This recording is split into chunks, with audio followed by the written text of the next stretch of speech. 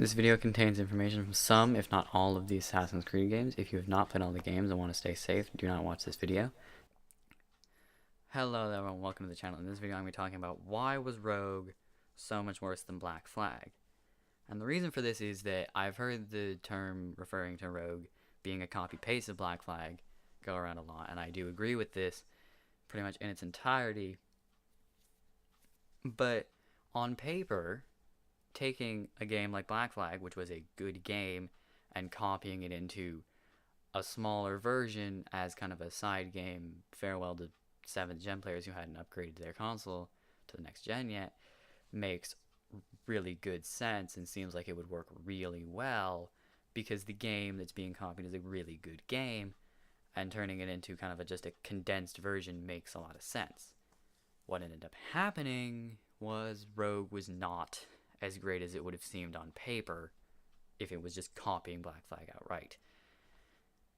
And I think the part of the reason is that, well, wait, before we go any further, this is all my opinion. If you disagree, feel free to rant and rave about that in the comments. Now we can continue. Is that Black Flag's mechanics were more or less, on the whole, completely copied into Rogue, and even a lot of events in the game, in terms of gameplay, were the same. So, the naval was almost identical, as well as the land gameplay and all that. But the engine was the same, so that makes sense. But the events... Oh, sorry about my voice. The events were... That being identical doesn't seem as good. So, there were a lot of similar assassinations, especially the Lawrence Washington assassination is almost the same as the Woodes Rogers one in Black Flag. The Adewale one is almost the same as the Hornigold one. The Le Chasseur assassination is really almost completely identical to the AC3 Haytham Kenway assassination, but skinned down to a shorter version. And just on and on, you end up with a lot of very similar, if not almost identical things. And so all that was really done to change this up and make it better was a few innovations that were tacked on in terms of gameplay, like the grenade launcher and the puckle gun and the gang hideouts, the poison gas and the hidden assassins that hide in bushes and benches and haystacks. And most of these were good innovations. The grenade launcher worked pretty well to make things a bit more interesting. I didn't use it much, but I did use it occasionally to kill a gang leader every once in a while. The puckle gun made naval a bit more interesting because instead of just one swivel gun, you now have a rapid fire one. But the poison gas and the hidden assassins especially, I feel like they kind of harmed the fluidity of gameplay because I'll be trying to go through an area stealthily and I won't be paying attention to that weird circle that shows when you're near an enemy or one of the hidden assassins, and they'll jump out of a haystack and kill me, or not kill me, but leave me almost without health, and it just really becomes kind of bleh. And then you'll try to chase down a gang leader and someone will deploy poison gas and Shay will just stand there for half a minute coughing, and that ends up just kind of the fluidity's harmed.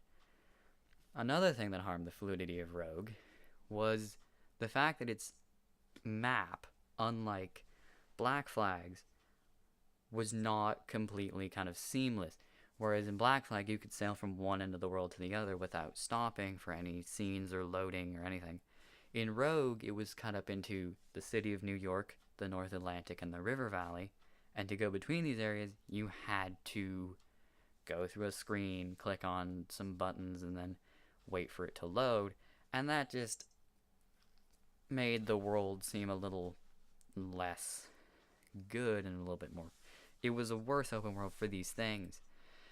And also, another thing for fluidity is that the story of Black Flag, because Black Flag was a longer game, parts of Edward's character development that were kind of gone into in depth in Black Flag are more or less completely skipped over or left down to one or two cutscenes in a mission in Rogue, and that's ultimately, it just makes Shay not as good of a character because areas of Edward's development that make him a good character were kind of breezed over in Rogue.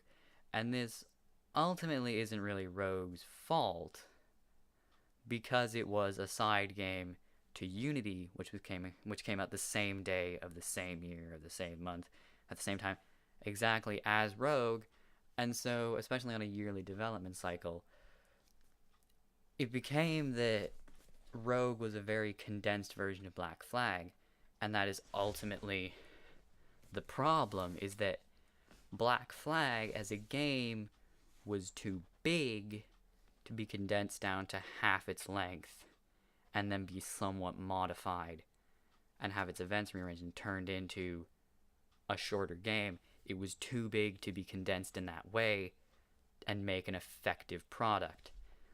Now, Rogue did do some things that made it a pretty good game at times.